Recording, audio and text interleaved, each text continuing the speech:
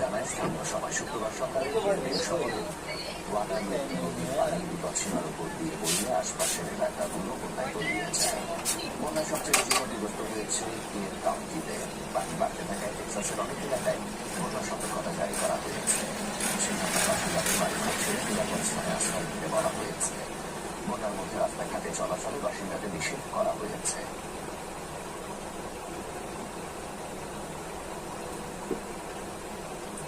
Sri Lanka Bangladesh 3 match সিরিজের দ্বিতীয় one day আজ কলম্বোর প্রেমাদাসা স্টেডিয়ামে ম্যাচ শুরু বেলা 3টায়।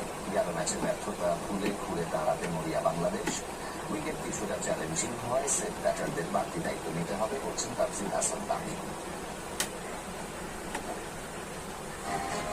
কলম্বোতে অবিশ্বাস্য ব্যাটিং ধরাধরিতে বিপর্যস্ত বাংলাদেশ। ব্যাটিং ভিউতে মানসিক চাপ সামলে ঘুরে দাঁড়ানোর পরীক্ষা শান্ত মিরাজদের। সমস্যা দ্রুত উইকেট হারানো, মিডল অর্ডারে ধারাবাহিকতার অভাব, টানা ব্যর্থ লিটন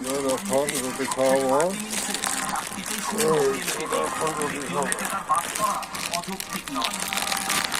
ওপেনিংয়ে টিকে দিতে পারেন ইমন, ব্যাটিং অর্ডারেও আসতে পারে বদল। চারে মিরাজ, জাকেরকে উপরে পাঠালে লিটনের বিকল্প হতে পারেন শামীম পাটোয়ারি। কলম্বোর ট্রিকি উইকেটে লঙ্কান স্পিনারদের সামলানোই মূল চ্যালেঞ্জ। নতুন ব্যাটসম্যান যদি